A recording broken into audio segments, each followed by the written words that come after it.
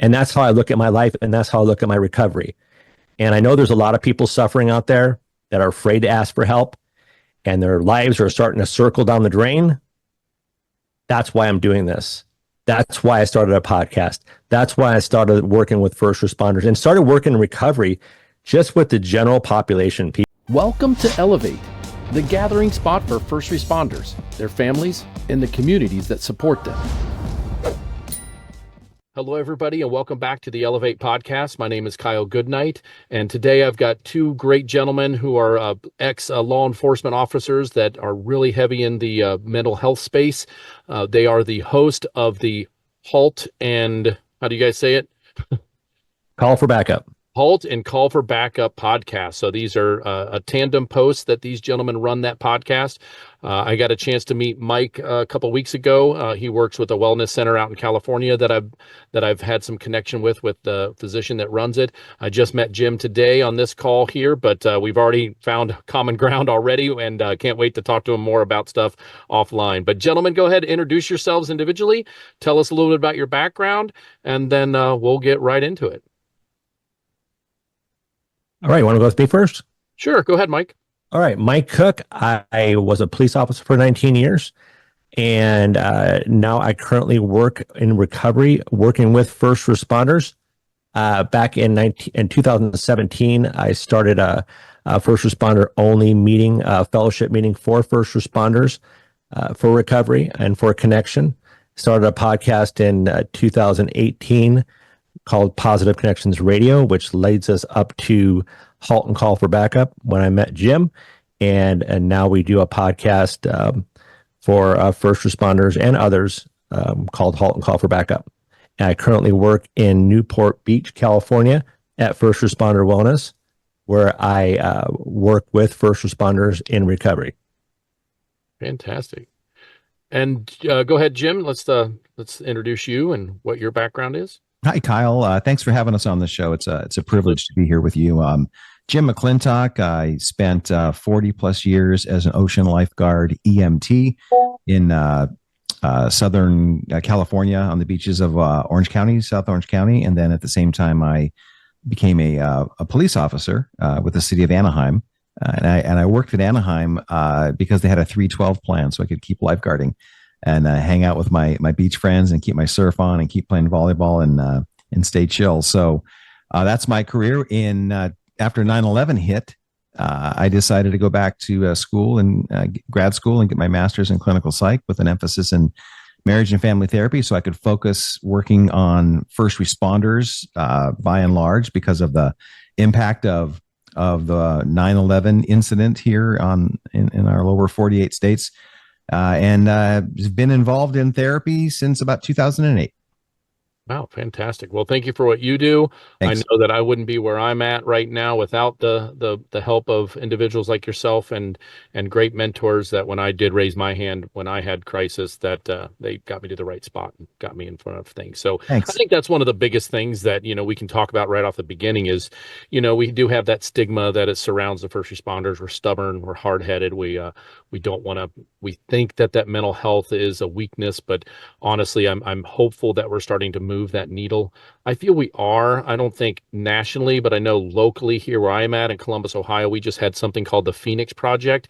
Wonderful, wonderful, wonderful program. It's the second year of it. They've already doubled in size and they're looking to quadruple next year with how many people they had to say that they couldn't fit into the building per the fire marshal, let alone who else wanted to come. So, we've got to, it still doesn't mean that there's people slipping through the tracks. Nobody's going to have it solid until we start at the beginning. And that's one of my goals is to start at the beginning and try to get this type of discussion into the schools and not just the therapy dog for 1 hour or 2 hours on every semester. Yeah, that's not mental health, guys. Don't get me wrong. I love therapy dogs and I love what they mean and what they represent, but we need something bigger and deeper. We need to teach our upcoming, first responders what they're going to be faced with, let alone the physical and stuff they do to learn how I'm a paramedic and I'm gonna be taught how to do an IV and start read a 12 lead, but we need to teach them early on the other stuff. So real quick, when it comes to your paths to get where you're at, did you guys leave law enforcement for any reason other than wanting to do something else, or was there mental health involved? And what was your deciding factor to do what you do to get away from the streets?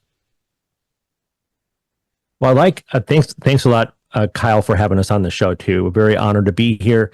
And for me, I get that totally. The stigma about not asking for help, not raising your hand, not saying, look, I've got a problem, whether it's alcohol, whether it's PTS, depression, anxiety, very frowned upon, especially nowadays. It's starting to open up a little bit.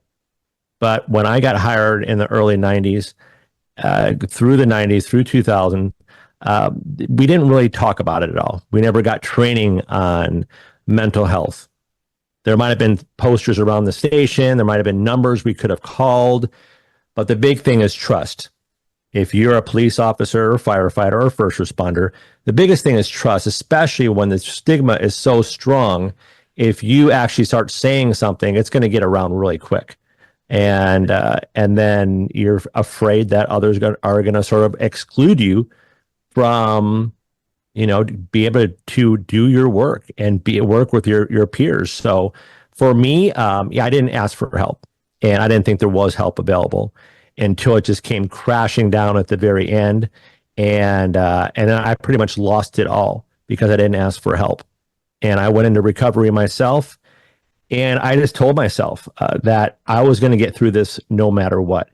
And I knew at that time that my life that I knew as a police officer and everything that I had loved all those years of being a police officer, I went through 2 police academies. I went through the Reserve Police Academy, graduated from college. They picked me up a year later full-time, went to the full-time academy.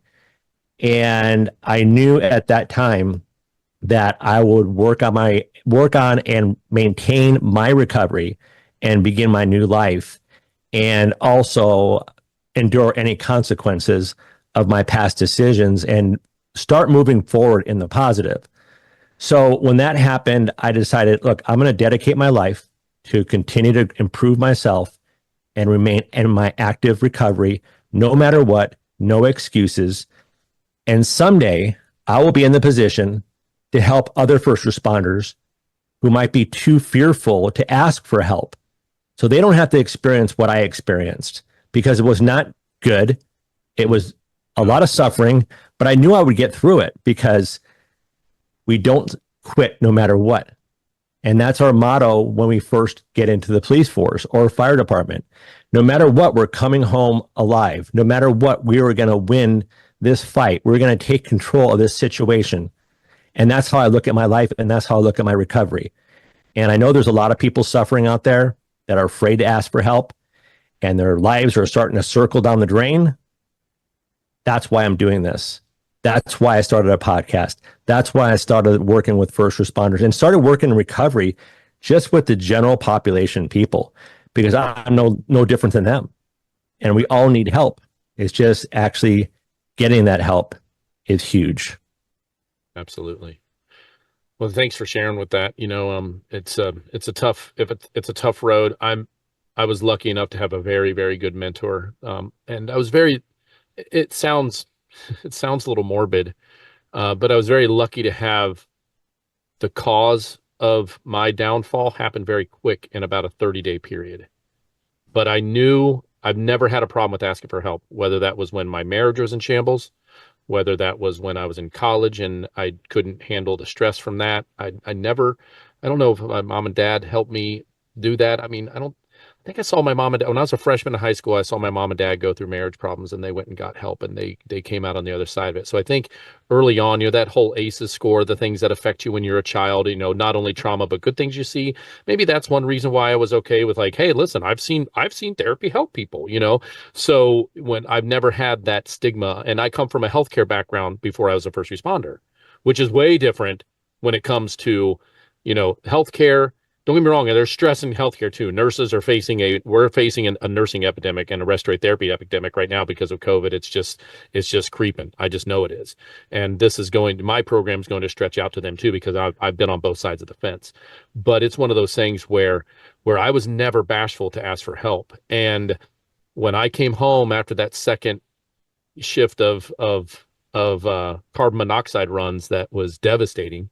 Because that's, and of course, reaching back into the ACEs score, I had Cub Scout of mine that became mentally and physically disabled because of carbon monoxide when I was about 9. So I didn't know that's why it hit me until 4 years later. I was like, oh my God, that's why. And when I learned about the ACEs score, but I was like, that day, I called my mentor up, and she was the one who ran the debriefing of the first big incident. And I said, I don't feel right, and I don't know what's going on. I said, I don't think I'm suicidal, but I just don't know, and I need your help. And she's like, I'll be right over. And we put a plan together that day. I stuck to the plan, and within a very quick period of time, I'm able to, doesn't say I'm not going to be triggered again. I just have tools and ways to do it and know who to call. But Jim, go ahead and tell us a little bit about your background of what got you, specifically, wanting to get off the streets and whatnot, or, serve in a different way. Sure. My still story. serving. I mean, that's one thing that's bred into us, is we have to serve. Like that's, another big problem at the end of a career is they all of a sudden they're not serving, and we can find first responders to serve after their career's done for whatever reason. They've got purpose. So go ahead. Sorry. No worries at all. Mike and I share a lot of common ground. My story goes back a lot further. When I was a junior lifeguard, City of Oceanside, very first junior lifeguard class in 1970. Just this 10-year-old kid, I could swim pretty good, and hanging out with the other older lifeguards and actually learning how to use my voice and communicate and talk and listen. Sending this 10-year-old kid, I did it from 10 till I was 18. When I turned 18, I became a full-time, paid lifeguard, and kind of went from there. But, there I was learning how to communicate with people that are on the beach, that were in medical emergencies, swimming out with the lifeguards, listening to how they dialogued with the victims in the water. And I took to it. So you fast forward my career through my ocean lifeguard career, morphing into law enforcement. And the truth is, I'm a wannabe paramedic. Put myself through the fire academy too, because I thought I'd go in a whole different direction. But I chose Anaheim because, for several reasons. One, of course, was they had that 312 plan, so I could keep lifeguarding.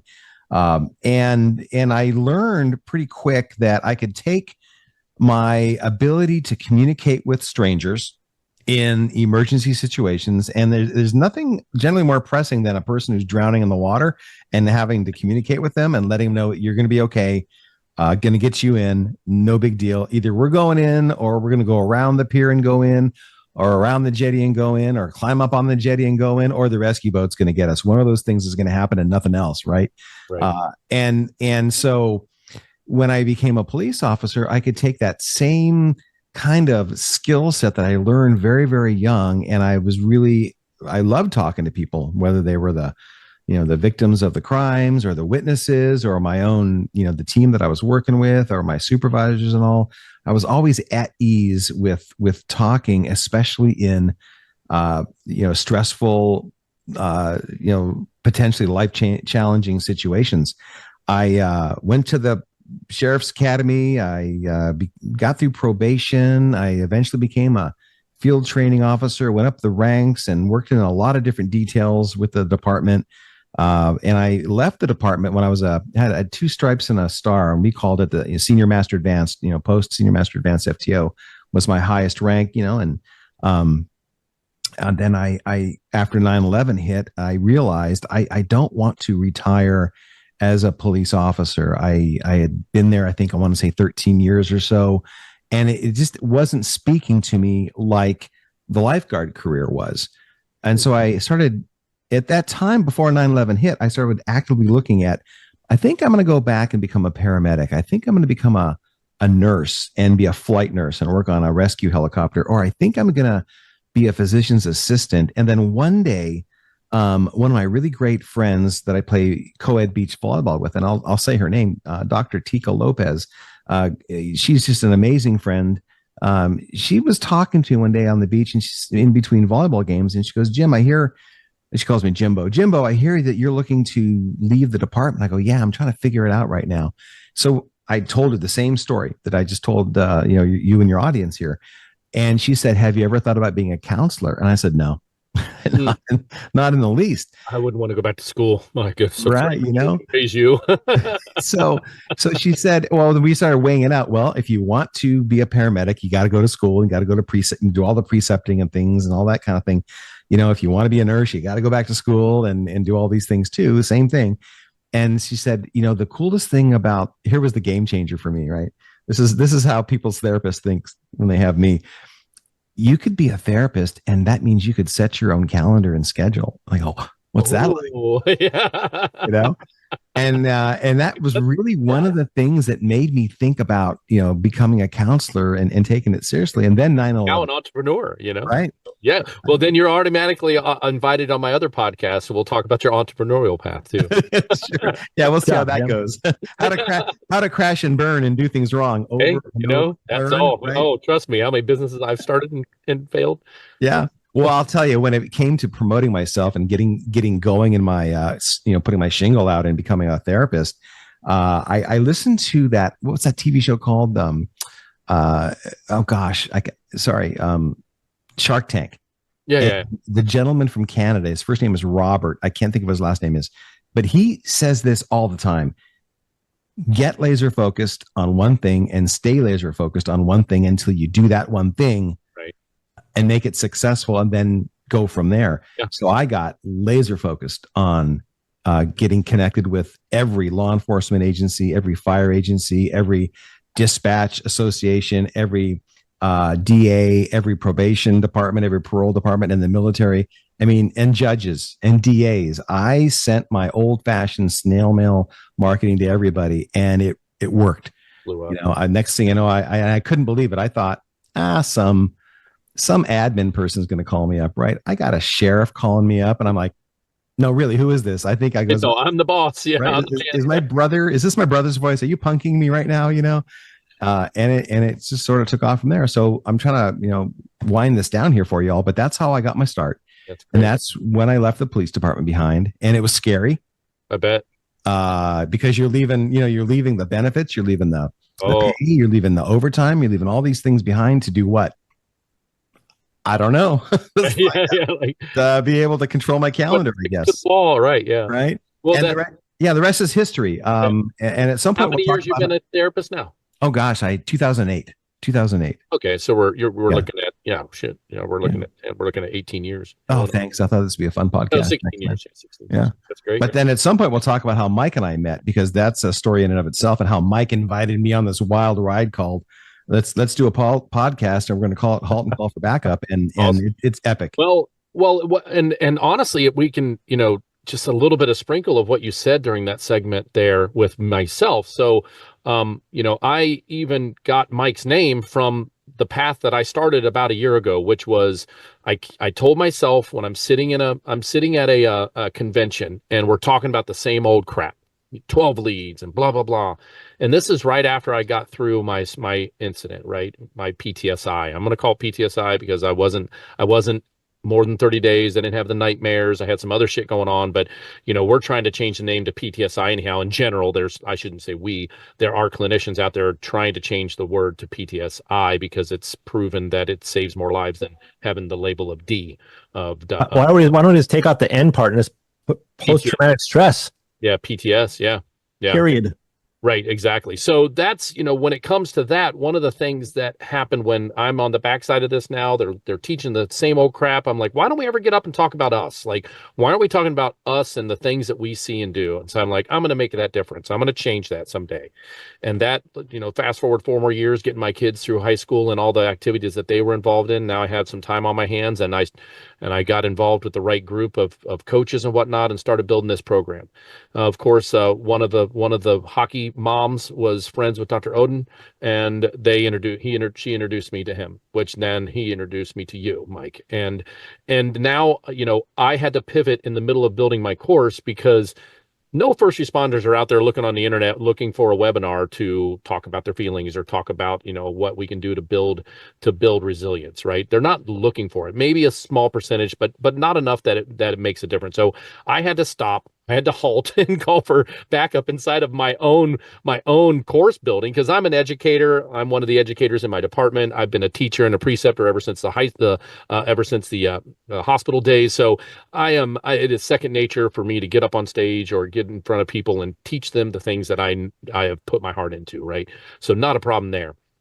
So I had to stop thinking that way, and I started getting laser focused on podcasting. And, I only started the Elevate podcast probably, I think I launched it. It was like a 2 launch thing. It happened a little bit last year, but it was just general stuff. And then I switched it to first responder resilience, probably in like January, February time. And then pivoted again to do a podcast about entrepreneurial stuff to grow that side of it. So I got super focused on podcasting. Well, podcasting has led me to meet the two of you. It had led me to meet another individual who's making huge strides in anxiety therapy. Met another individual who used to be Tony Robbins' fire walker, the fire captain of his fire walks. I am now running his podcast, and he's launching on Wednesday. Whoop, whoop. And I'm just like, it came back. Podcasted, laser focused. Now it's back to where I can help the first responder again.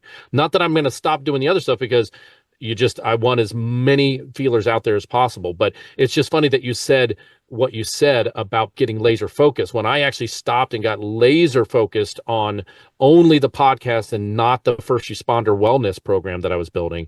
That's when things started to open up. So I just had to realize it, take a big deep breath, and pivot, right? So when it comes to I wanted to ask the both of you and see the two different things. So just switching gears here a little bit. So I've recently had a friend who's opened up and reached out to me, and matter of fact, it was just a couple days ago, and he finally yesterday he sent me a text. He's like, "I'm not doing good, bud. I need help." And I'm like, "Okay, let's get you involved with some stuff." I'm like, "Have you thought about getting a hold of a professional?" And he goes, "I don't need professionals. I need my peers." And I said, "Okay, fair enough. I get that." But so both of you, knowing that you're I'm sure that you have some knowledge of intakes on people coming into your services at the Wellness Center, Mike, and you, Jim, have knowledge of people that, he's that old, stubborn, hard-headed fireman, paramedic that feels that he doesn't need the guidance of someone who gets him. But I try to explain to him, like, well, we don't just go to any therapist, buddy. We go find one specifically for first responders, so they know exactly what we're going through. That's key. That's number one. And then two, like, what would you say to him that would help him understand why you need a little bit of both? Don't get me wrong. I think we need our peers a little bit on that, and hear what you both have to say, and feed off each other on that question. Well, that's a good one. It is hard to ask for help, and we don't want to be found out, and we want to be with our peers, our first responders, cops, firefighters, dispatchers, EMS, EMT, all that stuff. And then they find a clinician too. You need to have someone that is trained at being a therapist and working with trauma. Now, that's very difficult, because a lot of therapists do not want to work specifically with trauma. We, as first responders, carry a significant amount of trauma with us throughout our lives, most of the time starting in childhood, and then exacerbated during working as a police officer or firefighter, all the traumatic incidences that we do face. And then a lot of times addictions come up, like alcoholism, maybe other process addictions like gambling or sexual addictions. And we're fearful to actually trust someone that they can actually help us. So where I work at First Responder Wellness, it's very unique in the way that it's the only one in the country that I know of that deals specifically just with first responders. Now, when I got sober, when I stopped becoming a police officer, I went into recovery myself. I went back to school to be a clinician, to be a case manager, to be a counselor, to work in the field of recovery. I was looking for that. I was looking for anyone out there that could relate to me and to my experiences. And it was a very hard thing to find. I went, thank God for the internet, thank God for Facebook, because I didn't get on Facebook until after I became a cop. I wasn't a part of all that stuff, but it was a way to reach out and to find organizations out there that help first responders. And I found Blue Help, I found Copline, I found a lot of good nonprofits, but I could not find, and I was living in San Diego, I worked for Carlsbad PD, and I was in San Diego and I was looking for places and I couldn't find any place that would take a first responder and treat them specifically, just the first responder. So to get a first responder to get into treatment, you have to be trusting that the place that you're going to is confidential and it's aligned with helping first responders, and they have integrity, and they actually are there to sort of bridge the gap between your first responder related career and working with your trauma and getting through it. Because so many people retire, they go out on disability, workman comp, get terminated for whatever reasons, maybe too many DUIs, and they never get help, or they retire and they just go off into the sunset. You never hear of them again. And a lot of us take our lives within 5 years of leaving a career, especially a 30-year career of pounding the streets and chasing after bad guys.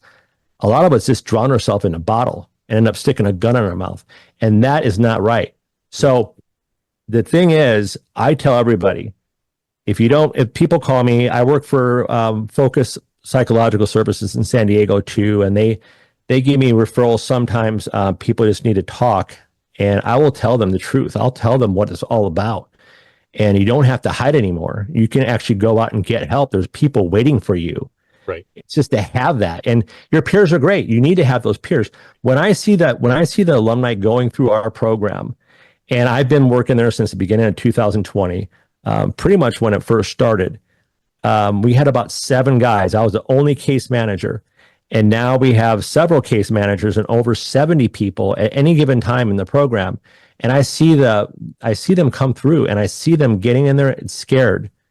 And they're scared, and they've never been in a treatment before. They don't know what it's about. And all of a sudden they're living with a bunch of other first responders in recovery for whatever mental health issues, drug addiction, alcoholism, or a combination of many.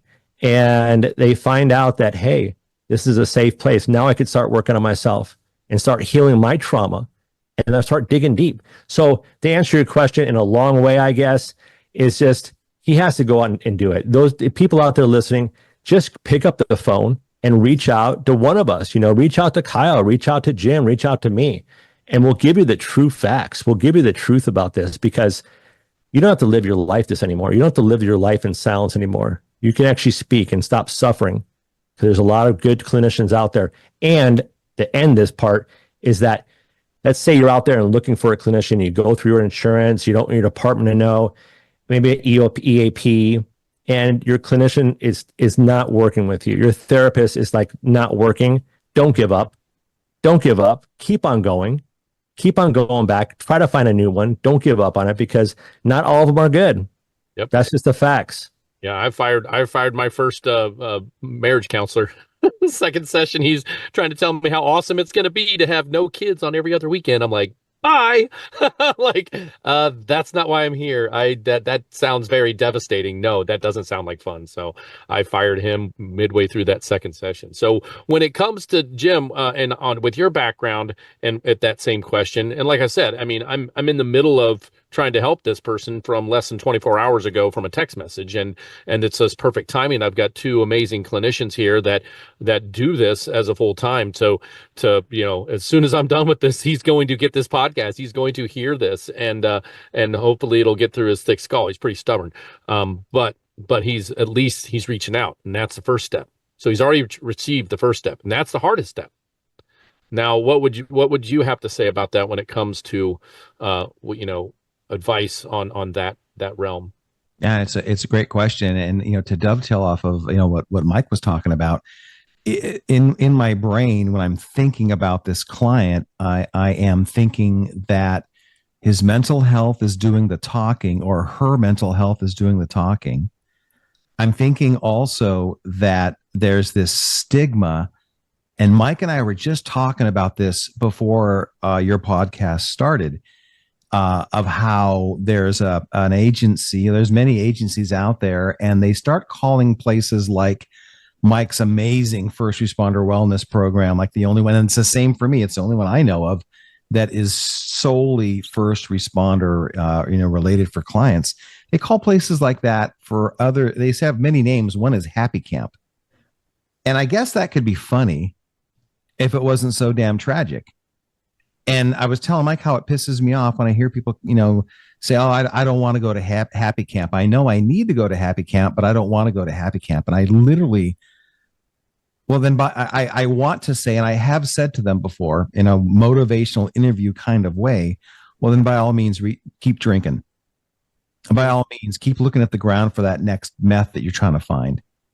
By all means, keep going to jail, lose your job, get a domestic violence, by all means, instead of going to Happy Camp. Because the opposite side of this is, look at people like you, Kyle. Look at people like Mike.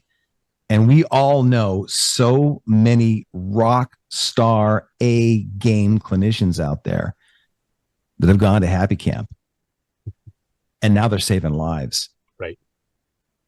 So if I can encourage this hardened veteran, female, male, paramedic, firefighter, law enforcement professional, dispatcher, rookie, veteran, retiree, injured person to take a step back, and let's just breathe this in for a second and reload and relaunch. And what are your intentions? And the other piece that we can't forget is, because their mental health is doing the talking, they're not in the same universe that we are. And it's hard to even imagine that, because as we're talking right now, we're all three of us are on the same planet. We get it. And we're here to help. And we've gone through these experiences before. When we're talking to somebody that's got a significant mental health piece going on, they might be coming through our galaxy of normalcy for a brief shining moment, and then they're back someplace else in the universe that's not even near us. And that's a hard thing to grasp. What I tell them that I hope motivates them is that once upon a time, veteran law enforcement professional, veteran firefighter, veteran emergency responder, you were on your A game. I guarantee it. You couldn't have gotten hired unless you were on your A game. And for a lot of us, it meant going through the physicals, going through the psych assessments in particular. What happened between that moment in time when you were a rookie on your A game and you got hired and your eyes were bright and you could see the color of the sky and life was good, to where you are now? What happened? And can we take a look back in time and start diving into this deep? Because we can find that again. And that's where I want to end this on, is because you had that in you to be on your A game once upon a time, because you knew what to do to get hired, that's burning inside you someplace. Let's reignite that. And that generally helps these clients realize, I do have it in me. Right. What do I need to do now? What are my next steps? Jump in, Kyle. Go ahead.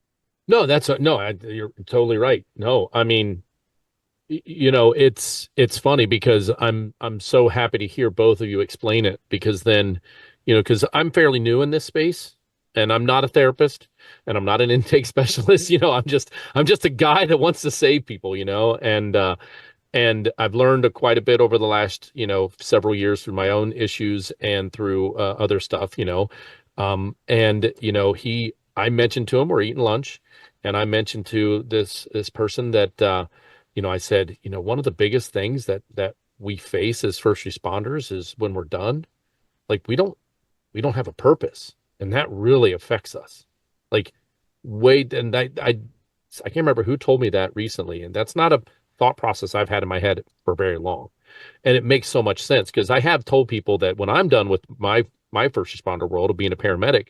And if I go back to respiratory therapy in the hospital, maybe by the end of my career, depending on physically how I can handle it, it's one of those things where when I'm done, I know I don't want to not be of service. So that's why I started a podcast. That's why I started this. That's why I want to go teach this to the newcomers coming in. I want to get a set program inside of every single academy and program in the nation, right? I need this to be an 8 or 10 week part of a course that we touch base on this on a weekly basis, and we teach these new students coming through.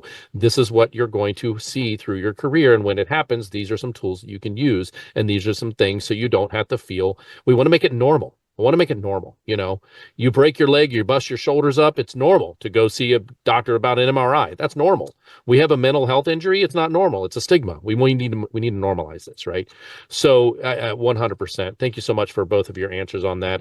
That was like a little free, advice there, but that's what these are about. That's what podcasts are about. That, we sometimes we share some personal stuff going on with our lives, and it'll help someone. Once again, if anybody listening to this, hears anything of our conversation and knows someone that needs to hear this conversation, please don't hesitate to just hit that share button and share it with them, and just say, hey, listen, something made me think of you when I was listening to this podcast. I need you to sit down and just listen to it and take it in, and that may just right there save their lives. So I want you to do that. Like, share, subscribe, make sure that people that hear this need to hear it and push it around. I do want to have one last question. We could talk all day. I know we can. Three of us that are on the same path in life to help our fellow first responders and their families, because that's another big part of it. 75 plus 80% divorce rates in our industry, and we'd like to slow that down quite a bit. So that's all part of it. But when it comes to, you mentioned the childhood trauma, I have been told, and I want to see what you know about this, Jim and Mike, about the ACEs score. I didn't learn about the ACEs score until about 8-9 months ago. It was the first time I ever got introduced to the ACEs score. And it was a bomb on my psyche, because it made sense. It made sense because of the carbon monoxide incident that I saw when I was a child. Why carbon monoxide runs now were something that was my downfall. Not that I haven't seen a whole bunch of other crap in my career at the hospitals and everything, and level 1 trauma centers I worked at, and being on the truck and all that. I've seen some crap, right? But that was the one that sent me into a spiral. So when it comes to the ACEs score, Jim, maybe answer this one. I mean, I've described the ACEs score on other podcasts, but can you just do a quick synopsis of what the ACEs score is, and share with us what the average ACEs score is that you're finding with first responders? Because I was given some information at a symposium that first responders have the same ACEs score on average as incarcerated individuals. So it's a great question too. So for the listening audience, the ACEs score, it's 10 questions. Basically, it's a very brief assessment that covers a different domain of trauma and the experiences that has occurred to a person prior to the age of 18. And so they ask 10 questions that under the main question, while you were growing up, during your first 18 years of life, for example, did a parent or an adult in the household swear at you, insult you, put you down, humiliate you, act in a way that made you afraid that you might be physically hurt? Yes or no? And then the questions kind of go on from there to cover 10 different domains. And then you just add the scores up to where your answers are at the bottom. I personally have never done the research. I haven't actually seen the research that you were talking about, Kyle. I can just tell you that there are a number of first responders that have had really nice childhoods. There's a lot of first responders that have had very difficult childhoods. And I have learned that a lot of times, if not the majority of the time, that's actually the burning fire within them, that they want to help others because of what they endured. Exactly. And that's why they want to become better parents, because of what they endured. But because of these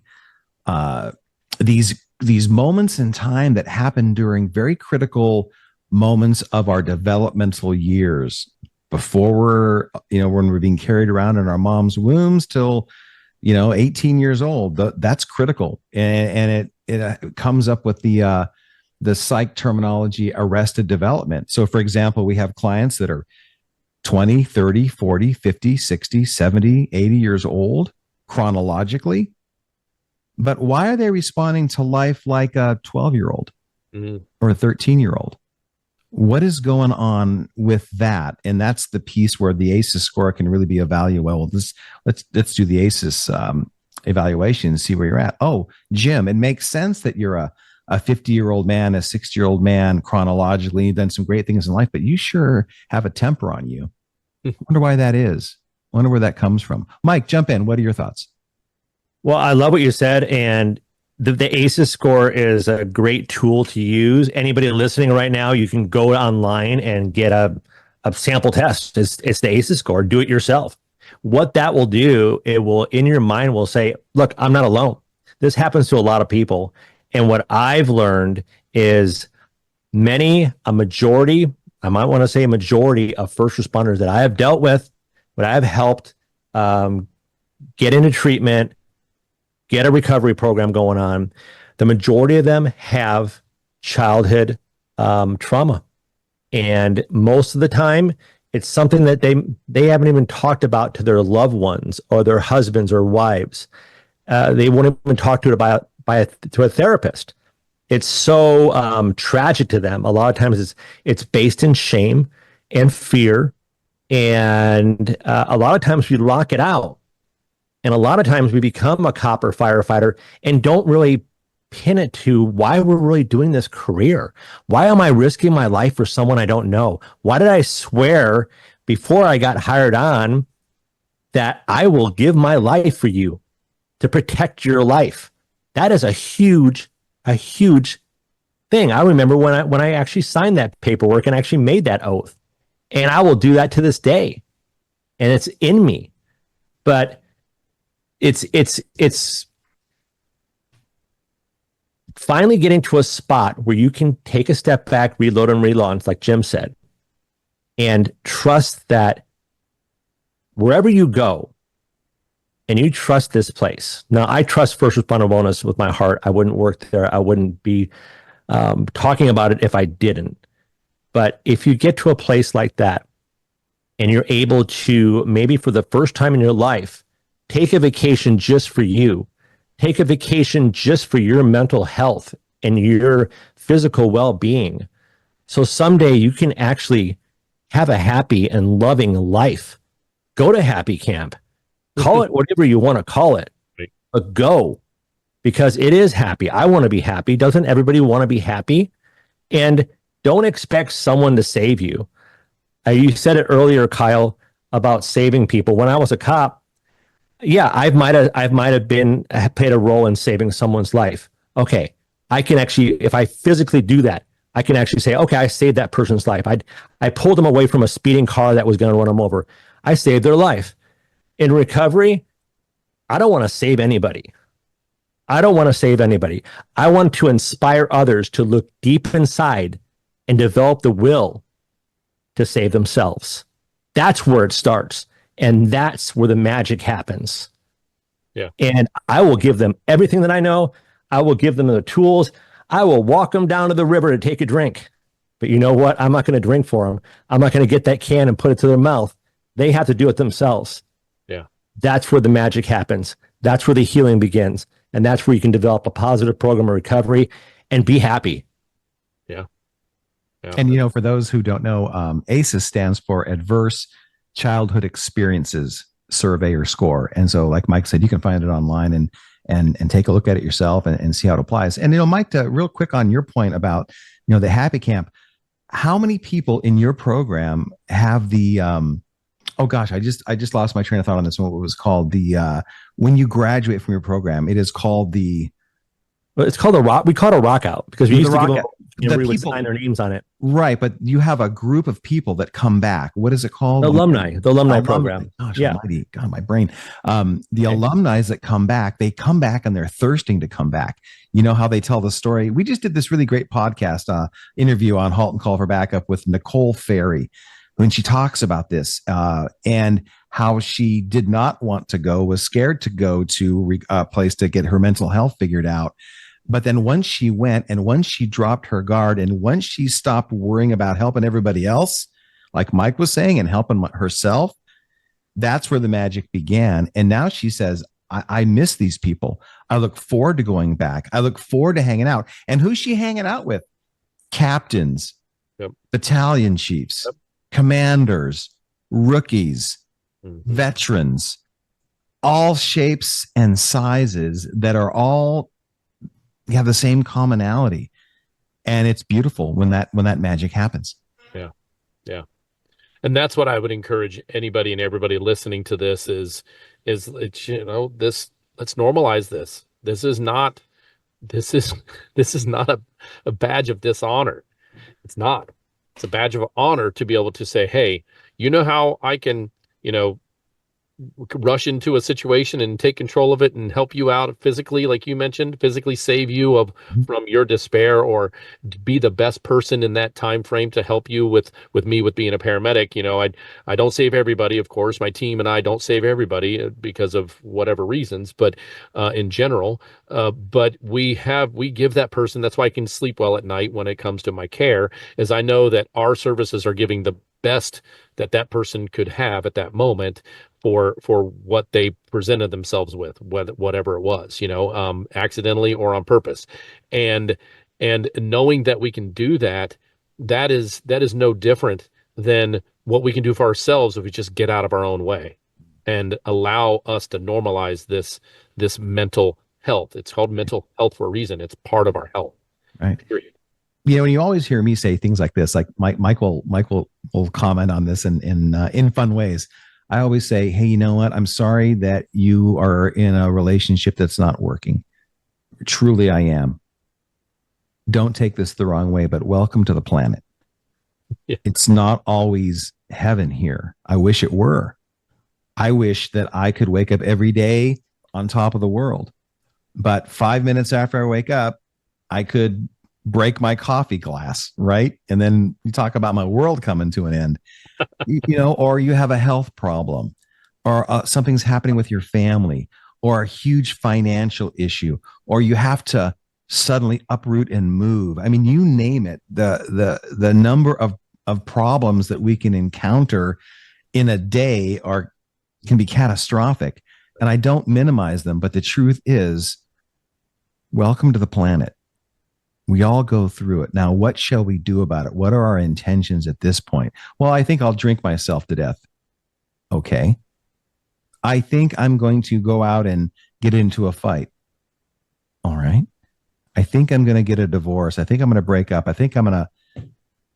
Okay. You can choose to do that, or you can choose to, like Kyle was saying, let's normalize this. Welcome to the planet, everybody. We as emergency responders are not free of things happening to us. And like Mike was saying earlier, we do dive in and go in where angels fear to tread. Thank God we have those that do that. But we also have to brace for impact and learn how to navigate these things. And there's ways through this. We guarantee it to you because people are doing it all the time. All you have to do is stop where you're at, take a step back, reload, relaunch, ask for help. The strength of the wolf is the pack. I didn't make that up. That's Rudyard Kipling. The strength of the wolf is the pack. The strength of the pack is the wolf. Consider. Yeah. Well, you know, and it just, I mean, when you said just right before the strength of the wolf and the pack, you mentioned about just stop. I'm not a firefighter. I didn't have that training, but I know a lot about them. I've trained many, many firefighters in my time and been around plenty. And they have this Mayday call, right? That's when their Mayday is when they truly feel their life is in danger. And they have zero issues about training about Maydays in a physical fire. And they have no issues with it. Period. There's no questioning. There's no second doubt. And I'm sure that you guys have the same thing in law enforcement when it comes to officer needs backup, you know, halt and call for backup. Just to get back to the name of your podcast, it's no different. And we all as first responders have to realize that literally, if you've been trained to do Mayday and fire, and I don't know if we have anything like that in paramedic world, but you know, come on. I mean, your mental health is as important or not as more important than your physical health, period. And full stop. And if we're willing to call for Mayday when we're physically in danger, why are we not calling for, whatever we're going to call it, Mayday for our mental health? We can come up with something fun that we can make, make it viral and make it catch on. And just when it's like that safe word, hey, as soon as I say this, that means that it's a mental Mayday, I don't know, maybe some mental Mayday M&M. I'm trying to get creative now. So well, Kyle, you're doing it right now. We're doing it too. We're sending out that Mayday. We're sending out that 1199. Officer needs help. We do that, and that's what we're doing. Is we're normalizing it. We're making it more normal. Where more departments are having peer support teams developed.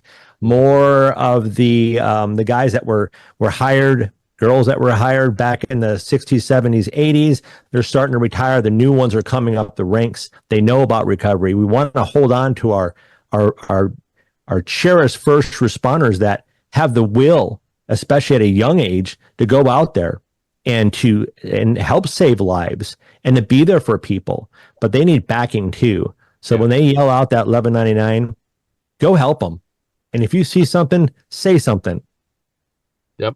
Say something. Because if you don't, no one might ever catch it. And sometimes you don't know. Yeah. And don't blame yourself if you don't know, if you didn't see those signs. And maybe there wasn't any signs. But the help is available. Yep. And one of the reasons we call the show Halt and Call for Backup, Halt is a visual of a stop sign of just stopping, but Halt has a deeper meaning. Mike and I did invent this. This has been around the addiction and recovery world for a very long time. Halt stands for hungry, angry, lonely, tired. And if you're 1, 2, 3, or all 4 of those, you are setting yourself up for a very bad day. You're going to get in trouble at work.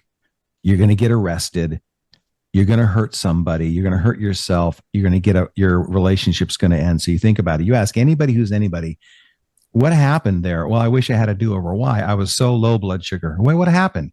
I was angry going into this situation. What happened? I'm lonely, broke up, going through a divorce. I'm tired, haven't slept. Firefighters, paramedics, everybody who's on a shift work is going for days and days and days without sleep. So we use that, and to tie it into what Kyle was talking about, all first responders are used to calling for backup. It is ingrained in us from day one in the academy. Call for backup, call for backup, call for backup. You know how to do this, everybody. You need some help? Call for backup. Talk to your friends. Develop your social support. Reach out. Call Kyle. Call Mike. Call me. Call people. And if you don't know who to call, do some research online. National numbers. There's national numbers now. Yeah, absolutely. What is the national number these days? 988. 988. Just give them a call and start the conversation. I'm double check that right now. I don't want to put out false information. And edit this out if it's not the right one, Kyle. You're right. It's 988. It's 988. Okay. Yep. It's just not as normal to us. It's only came about a year ago. So we're not, 911 has been ingrained in our brains, and this is part of the normalization. Right. Is remembering that 988. So it's even in my paperwork for my private practice. If you need help, call 911. Go to your local ER, or here's the national suicide lifeline number. So this is new to us, and you can text for help too. That's the beautiful thing about this 988 number. Am I right, Mike? You can text. Yes, you can. I'm looking at it right now. You can text for help. So and nowadays it's getting all that way. And also there's 1-800 cop line too. They've been around since the mid 2000s, and a lot of people don't know that.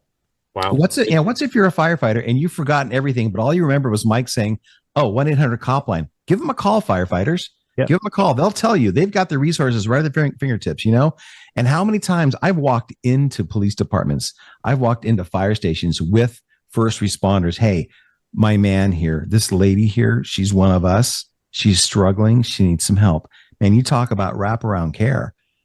We got you. Come on in here. Come and sit. Do you want a cup of coffee? How can we help you right now? What do you need? So you all that are listening to this, that are first responders and even military, you know how to call for help. You do it all the time. You know how to call for backup. Do it for yourself. Yep, exactly. That's a great message to end on. So, there is something inside of my course that I created. I call it the PTO concept and personal timeout. And that kind of stems from, my medical background and my EMS background, we have something, and it was weird to me that no one really around the country knew about this that were medical. And I was talking to a friend of mine in a different part of the country, and he's like, I don't know what that is. And so what it was in our trauma system here in Ohio, in Columbus, Ohio, specifically Columbus, Ohio, COTS and developed this. When I walk into an ER with a patient, I can say 3 words. I can say EMS timeout. And that is a command that everybody in the room, if they're listening, if they have adopted the system, they have to shut the hell up and focus on what the paramedic is giving report says. And it's a full stop. It's a no. And the cool thing is anybody in that room, anybody in that trauma room can call it an EMS timeout. Me, the doctor, the nurse. Sometimes it's the nurses because they're trying to get information and people are gabbing or whatever. And it may not be the biggest trauma where there's not a life involved, but there's something going on. And all of a sudden a nurse will be like, EMS timeout. I mean, it's loud. I mean, we've had to do it loud before. And it is full stop, respect. Let's hear what it says. And then we give patient. And what we found is the amount of passing on the information is detrimental, that we're not missing stuff. And we're giving a better report when we do an out loud EMS timeout. So same thing when it comes to us. We're in the house, we're in the medic house, the firehouse, the police station, and you see someone not acting right, or you're not feeling right. Hey guys, a personal timeout. I need a PTO. I need a PTO. Let's see what's going on. Hey man, you don't seem right. Full stop. What's going on, man? And don't bullshit. Let's get real. I'm concerned about you. You wouldn't shove that mental health patient out of the way to not have to take a run, right? You would give them the most help possible. So why aren't we doing that for ourselves? So, but well, thank you guys so much. Like I said, we could talk for hours and talk shop with this because we have drank the Kool-Aid of the mental health normalcy, and it's not even drinking Kool-Aid. It's just, it should be what we're already ingrained with, and that's one thing that I know that we're trying to change, and we're trying to play catch up, and hopefully get into these classes and these academies and start training people from the beginning, because we could have a whole nother conversation about retention and recruitment that is being affected because of mental health. So, but yeah, so I appreciate you guys coming on the Elevate podcast. You have been 2 of the greatest guests I've ever had. I've had some really good guests, but I'm telling you right now, you guys are great. Well, you guys are seasoned podcasters. You sound great. Well, thank you. Yeah. I'm not gonna say you look great because whatever. I'm not gonna pump up your. That would be a little weird, but we really appreciate being on your show and keep spreading the word, brother. To keep on doing it. A lot of brothers and sisters out there that need help, and some will be listening to this and saying, you know what, maybe I'll give it a chance. That's right. Maybe I'll give it a chance. Maybe they're not lying to me. It's as normal. It's normal to talk about now. It's just swallow it. It's just like it's not normal.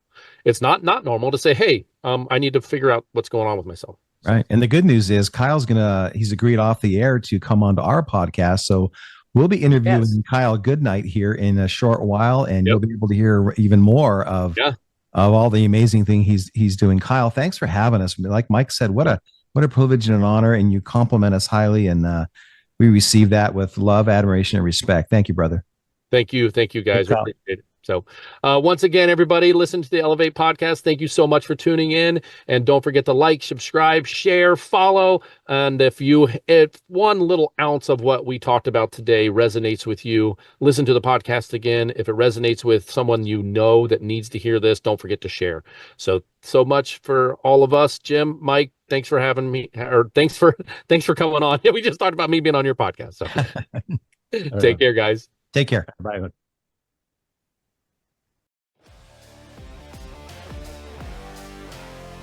That's a wrap for this episode of Elevate, brought to you by Frontline Empowerment Solutions, your partner in building resilience and fostering continued growth.